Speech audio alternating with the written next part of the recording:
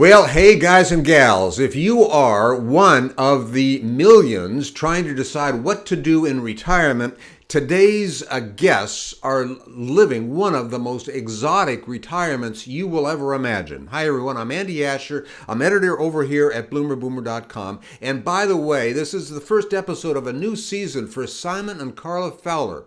Now, I don't know their exact age. We're going to find out in a minute, but I know when they got this going, they were like 61 and 55. We'll see where they are at now. And they're skippers of the Ocean Fox, where they have been, sailing the world's oceans. And we will talk with them wherever they are in a moment, wherever they are in the world.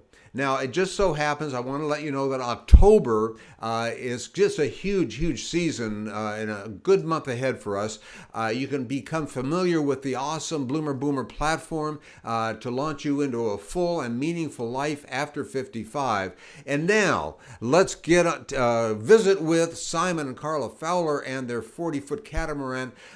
Guys, I don't know where you are, don't know exactly what you're doing, but welcome. I'm glad you're here and you look great. It looks like you're in... It looks like you're actually in. Are you inside your catamaran or somewhere else? Yeah, we are. Yes, we are. And it's just gone 9 o'clock at night here, so it's dark. And where is here? Here is on the Algarve coast of Portugal, which is the south coast of Portugal. That's supposed to be beautiful. It is beautiful, stunning. Yeah, it is absolutely stunning. Carla's actually Portuguese, so this is her home country, although she comes from the north of Portugal. But both of us have been absolutely amazed at the scenery along the coastline here. Okay, so I know that you guys got this thing going when you were 61, 55. Is that about right? I mean, where do you stand today? No, we're 61.55. Yeah, we're still. So I got it right. Yeah. And so, gosh, I think, where do you start? Simon, I know kind of it looked like you were an executive business guy, and Carla, I know you did some other things. I mean, where did it all start? Well, that's an interesting story, really, because I'd always had a dream to go sailing one summer and just spend a summer sailing, hopefully down in the Mediterranean. And Carla and I have been together for 5 years, and we got married 3 years ago, just over 3 years ago in Barbados. And 2 days after we got married, we were lying on the sunbed, and Carla popped the question. And the question was, do you fancy selling a house and buying a yacht? And I thought about it for a couple of seconds and said, yeah, we're doing it. And that was how it all came about, really. And then it was around about 15 months by the time we'd shuffled around the houses and got rid of the houses and stuff like that. That's so amazing that you would come to such a decision like that. You must have factored in a million things, or not? Was it just more whimsical? I think at the time it was what an amazing idea, and we just started a new relationship. We just got married, and we wanted it to be special, and we didn't want it to be just sort of mundane, and it just seemed like an amazing thing to go and do. So we cast off 2.5 years ago now, nearly 3 years actually. It'll be 3 years in April when we actually left Croatia for the first time, because we bought the boat in Croatia, and we've traveled about 22,000 nautical miles. Yeah, yes. 22,000 nautical miles. 47 countries we have visited. Yeah. Well, okay. I'm trying to imagine me being considering that type of a decision. Does it take something special people, or what allowed you in your own mind and consciousness to say, yeah, we'll give it up and we'll do something like that? There must have been something. Was there a safety net? What allowed you in your mind, or did you just want to take the adventure? Well, it was just about taking the adventure, isn't it? It was an opportunity in our lives, because our kids are grown up and it's probably they are just starting, they're having their relationships, and so we thought it was a window for us here before the grandchildren come around. Yeah. Yeah, So, and it was a quite difficult decision in the end, because we actually had to sell our house. So we don't have a property anywhere, and the boat is our complete home, and so we totally live on it 52 weeks a year. So that was a bit of a big jump, but it you know, by the time we actually got round to it, we had a year to prepare. We just wanted to do it, and we just wanted to go.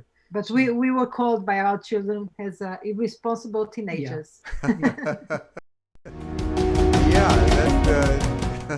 that, I suppose they were a little bit in shock too.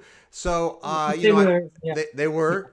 They were. When we announced it, we had all four of them, because I've got a son and a daughter. Carla's got two daughters, and they're all in their sort of mid-20s. And we had a kind of little family meeting, and we told them what we were going to do, and they were just like, "Oh my God, why do you want to go and do that?" My daughter was scared and frightened, and my son was going, "Oh, that's awesome."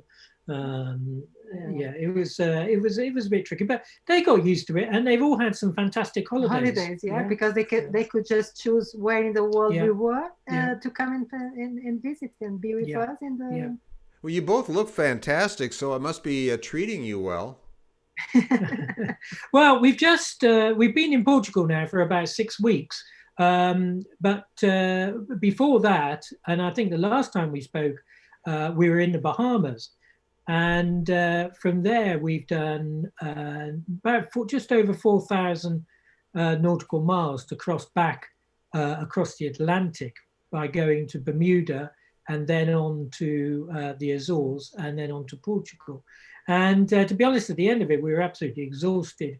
Even though we split it up when we had a break in Bermuda and a break in the Azores, it was still absolutely exhausting. Because we did the crossing just by ourselves. It was just the two of us.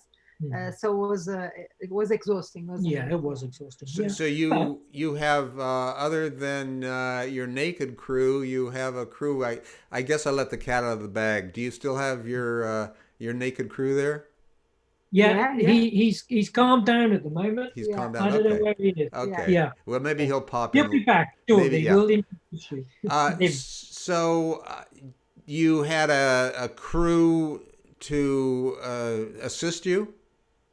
No, not at all. No, we made the decision to go it alone, just the two of us, and we were in the Bahamas, and we had to leave because of the COVID situation, and we managed to sort of spend another 4 weeks there, kind of hiding in some of the islands, and eventually it got to the point where we had to go. And it took us about 6 days to sail the 800 nautical miles to Bermuda. And once we arrived in Bermuda, we were put in quarantine for 2 weeks, which actually turned out to be 19 days, 2.5 weeks. Hey, listen, we have some frequently asked questions. Can you answer a couple of them from sure. Okay. Let's see. This one here is from Daniel, actually, and he's just asking, what kind of experience should he start with if he were to do something like that with his wife? I think it depends whether you actually know how to sail. You do physically need to know how to sail. That's one thing. So there's lots of programs that you can do, worldwide programs you can do, whether it be in America, Australia, or in the UK or anywhere else, which actually goes through a process and gives you a qualification. So you can kind of build it up in stages through being what they call a competent crew, and then a day skipper, and then an offshore skipper. So if you know how to sail and you've got some experience, then really what you have to do is you've got to get a yacht, and you just gradually build up the distance that you travel. So if you've got it in a marina somewhere, you'll go out on a day passage somewhere, and then the next time you'll go a little bit further and a little bit further, and gradually build up your experience. I would suggest that's the way to do it. But you really ought to get some professional training. Yes, before. Because it can be a little bit dangerous at Dangerous times. at times, And you do kind of need to know what you're doing. Yeah, this one's from Nancy, and she said that her husband talks to her about doing some surprising things, and she just thought she would ask about this one, and wanting to know what are the dangers that maybe she should talk to she and her husband together. It's all relative. I think you kind of have to manage all the dangers that come along. So, for example, we have certain rules, like at night time, if we're on a passage and we're sailing at night, nobody goes out on deck unless the other person is up, and you wear your life jacket and your harness and you clip yourself on and things like that. So it's more really about managing the dangers, knowing what the dangers are, and then actually putting a system in place on your boat with your crew in how you're actually going to make sure that you are safe. Yeah. And though we've had a few scary moments along the way, most of the time we felt very safe, even when we've been, 1,500 miles from land or something. But the weather can be a surprise sometimes too. Yeah. You need to learn about how to get the weather information and a little bit about meteorology, and also navigation, of course, because you've got to navigate your boat across an ocean if that's what you intend to do.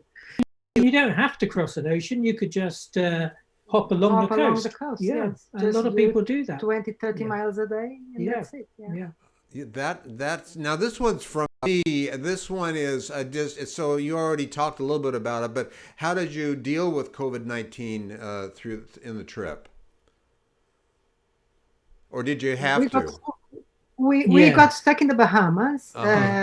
So that was, they wouldn't allow us to go ashore for shopping or exercise. They literally told us to stay on the boat and to leave the country. That's what they told us. Yeah. But we couldn't leave the country because we had to cross the ocean to come back to this side. So we had to wait for a weather window to do the crossing. Yeah, we really had to wait until May, and this was sort of in the early part of April, to get the best weather to cross the Atlantic.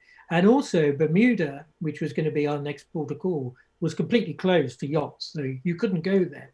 So we had to kind of get the timing right so that we could stay in the Bahamas as long as possible. And then by the time we'd done the passage to Bermuda, Bermuda would actually be open to take us, even though we were then in quarantine. And then equally, once we were in Bermuda for about 5 weeks, 6 weeks. But in Bermuda, they kept us on the boat for 19 days, and we had to call the British Embassy to help us really getting off the boat and do the test. It was kind of like we were in house arrest, really, because they wouldn't let us go ashore. But they said the quarantine period was 14 days, but even after 16, 17, 18 days, they still wouldn't allow us to go ashore. And so we put a phone call into the British Embassy, because we're both British. And amazingly, actually, the next day we were allowed to leave and go around.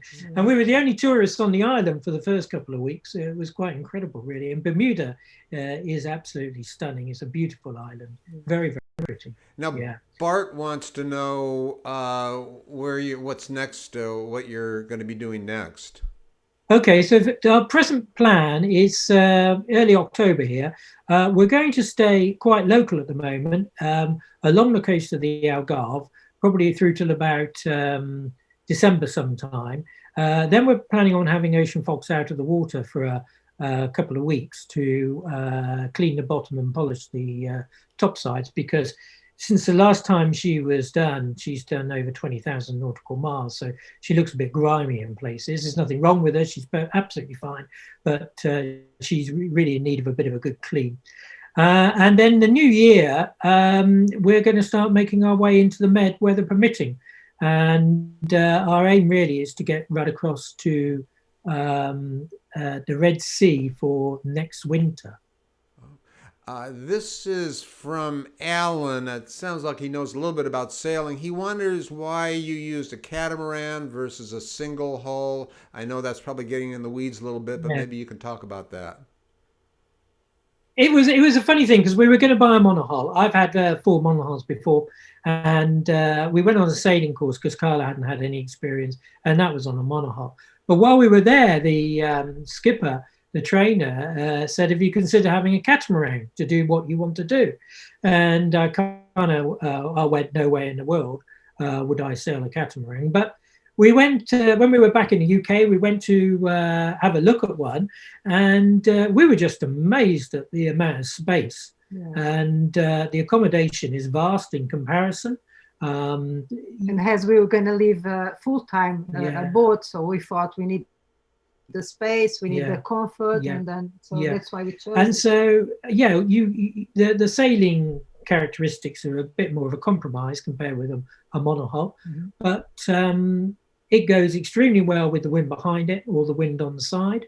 It doesn't quite go as well if you want to go into wind, but it's an amazingly stable platform to live on. It doesn't rock around in the anchorages. It's dead smooth, even out at sea. And it was a great decision to make, to be honest. Yeah, fantastic. Well, listen, we're still doing okay on time here, but I did want to check. Now, I know that we're going to do 4 episodes on this series, which really, really excites me, and I know we need to nail down those each episode. But I think it's going to really be fascinating to hear about you guys, and then also, I know that. You have a Patreon account and other things, and I mean, if anybody, I've run some of the videos so people can see some of the beautiful pictures that you have. But I mean, you've focused on this, and you've shot lots of pictures that people can see. So maybe you can just direct them where that is, and I've got your website up here that they can take a look. Ocean Fox. Yes, so we are on YouTube at Sailing Ocean Fox. We are on Facebook and Instagram, and we have a Patreon account, as you said, at Sailing Ocean Fox as well. And we produce 2 programs a week, actually. The one program which goes out on YouTube on a Monday. And also we produce a second program each week, which is for Patreons only. Only the Patreons get to see it. And that goes out on a Wednesday. And it's in real time. So that episode is in real time, because the episodes on YouTube are a few weeks behind. And the Patrons one, it's on real time. It just tells what we have been doing on that week. On that week, yes. Those are beautiful pictures. You've got the sun just working for you, and it really, and the one I was looking at, one of the videos has you, Simon, getting that buoy out from underneath the. Oh yeah. Well, that's unfortunate in that along this coast of Portugal, the fishermen put out lots of fishing nets. And they're kind of around about 12 foot underwater, but they have these buoys, and that happened in the fog a few weeks ago, and we got it stuck underneath the rudder. And anyway, we've had another one since then. Yeah, we've had another one since then. Well, listen, this has been really exciting, and I'm looking forward to seeing you and visiting with you again. And until we're looking forward to telling Go ahead. A little bit more detail about what we've done and where we've been. That'll be great. Well, thank you guys so much. Okay, you're welcome. Thank you very much. Thank you for Carla Fowler, and we want to thank everybody, Simon and everybody else for this, and their 40-foot catamaran, the Ocean Fox, and they will be back here the same day, same time next week, and you can find out more on Facebook, YouTube, and bloomerboomer.com. And if you like it, please, like us on Facebook. And meantime, go to bloomerboomer.com, your web platform to spring you to a meaningful life after 55. And we will see you next time.